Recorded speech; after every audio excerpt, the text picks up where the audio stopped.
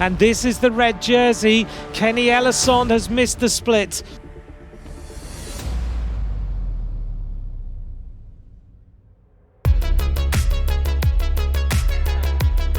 So a very, very fast. Roglic takes the first red jersey.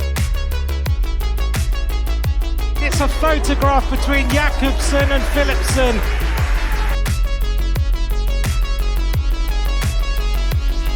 Carapaz is starting to suffer.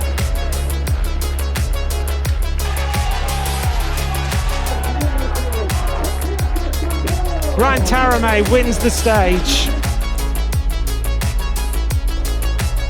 Here comes Jakobsen on the line.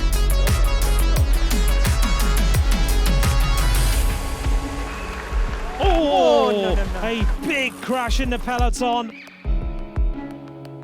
2 wins in the Vuelta. Bonjour à tous et bienvenue sur la 6e étape de la Vuelta 21. Après 2 journées pour sprinters, aujourd'hui les punchers et les favoris seront à l'honneur dans le final.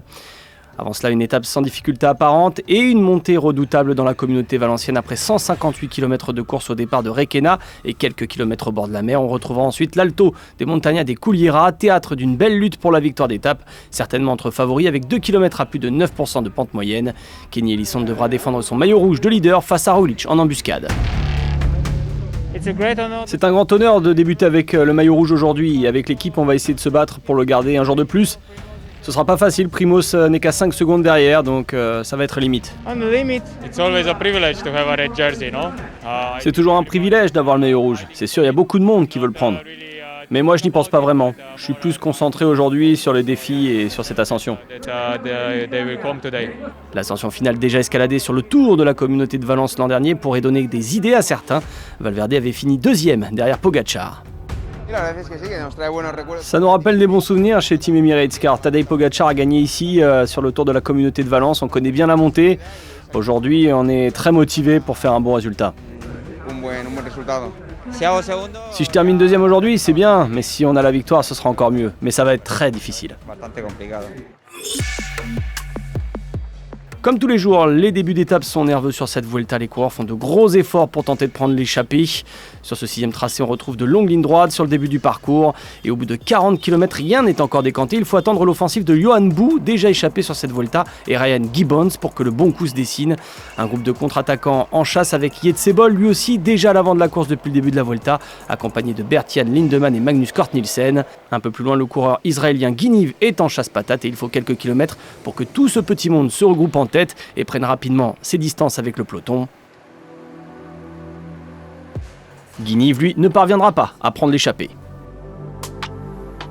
Le mieux classé au général, c'est Jetsebol à plus de 9 minutes. Résultat, les Trek Segafredo du leader Kenny Elissonde valide cette échappée qui prend rapidement plus de 5 minutes d'avance.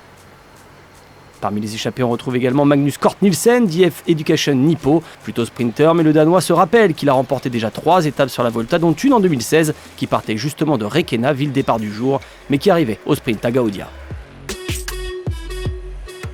L'écart chute sensiblement alors que l'on est entré dans les 60 derniers kilomètres, à plus de 45 km/h de moyenne depuis le départ, sous l'impulsion de l'équipe de Michael Matthews, Team Bike Exchange. L'échappée perd quasiment 4 minutes. Matthews a des ambitions dans le final. Oh, another crash, and Bike Exchange, one of their riders hit the deck, 2 of their riders have hit the deck. Les coureurs sont désormais sur des routes prises au vent, au niveau de la mer, et petit moment de panique au sein du peloton. Le maillot rouge se fait piéger. And this is the red jersey. Kenny Elissonde has missed the split. Tout rentre dans l'ordre après quelques kilomètres de poursuite pour le maillot rouge, mais le peloton ne compte que 70 unités environ alors que l'on entre dans les 30 derniers kilomètres de course. L'écart pour les hommes de tête est désormais autour de 2 minutes et va complètement fondre alors que les 10 derniers kilomètres se profilent sous l'impulsion de quelques équipes de prétendants. Alors que le peloton, devenu un groupe de favoris, est lancé dans l'ascension finale à la poursuite des échappés du jour devant, Magnus Cort Nielsen fait de la résistance. Magnus Cort urging this tired body towards the top of this mountain. Look at Michael Matthews go, trying to repay what Bike Exchange did earlier on. Magnus Cort is 330 metres now from the line. Here goes Primoz Roglic. Roglic goes, huge attack. On the wheels, Valverde is there. Here goes Magnus Cort. A huge acceleration. 150 metres to go from Magnus Cort. Is he going to do it? Roglic is hunting him down. Looks like Baggioli is also there. Magnus Cort comes round the corner, sprints for the finish line. He looks around. Magnus Cort wins the stage. What a climb by Magnus Cort.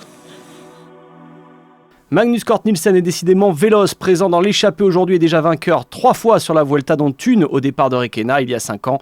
Le Danois a dompté un final très pentu pour résister aux favoris du général et pour s'offrir une 4e victoire sur la Vuelta.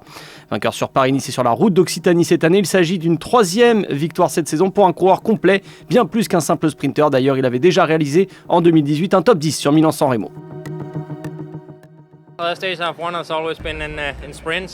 Les étapes que j'ai gagnées, ça a toujours été des sprints, donc je suis très heureux de pouvoir aussi le faire sur un autre terrain, être parti dans l'échappée, ça termine sur une ascension comme celle d'aujourd'hui. Et puis j'ai regardé derrière moi à 150 mètres, je pouvais voir que Roglic était derrière, et j'ai sprinté avec tout ce que j'avais. Je voulais juste le garder derrière moi. Magnus Cort Nielsen aime décidément la Vuelta, lui qui a déjà également gagné sur la grande boucle il y a 3 ans. Il devance à l'arrivée Primoz Roglic qui prend des bonifications importantes pour le général. Baggioli, Vlasov et Mas complètent le top 5 du jour. Roglic prend donc le maillot rouge de leader, Kenny Elissonde rapidement distancé dans le final. Bernal, avec le jeu des bonifications de Roglic aujourd'hui, perd environ 15 secondes sur le Slovène. A noter le tir groupé de Movistar derrière le leader du général Primoz Roglic. Magnus était très fort aujourd'hui, il avait de bonnes jambes, il mérite vraiment cette victoire. Pour moi, c'est pas une question de victoire, j'essayais surtout de rester en sécurité dans le peloton sans souci et de profiter de cette ascension. Au classement par points et avec déjà une 3e place pour Cort Nielsen depuis le départ de cette Vuelta, le Danois monte sur la 3e marche du podium, mais devant lui on retrouve toujours Jakobsen et Philipsen, toujours porteurs du maillot vert. 3 points seulement au sommet aujourd'hui. Rein Taramae conserve son maillot à poids de meilleur grimpeur. Enfin, Bernal est toujours le porteur du maillot blanc de meilleur jeune, mais Vlasov a refait quelque peu son retard et pointe à 12 secondes du Colombien. Demain, un véritable menu corsé en montagne avec 6 ascensions répertoriées tout au long des 152 km de l'étape, avec un départ de Gandia vers le balcon d'Alicante, classé en première catégorie, 8 km à plus de 6% de pente moyenne, mais surtout des dernières portions à plus de 10%. Roglic aura fort à faire face à la concurrence.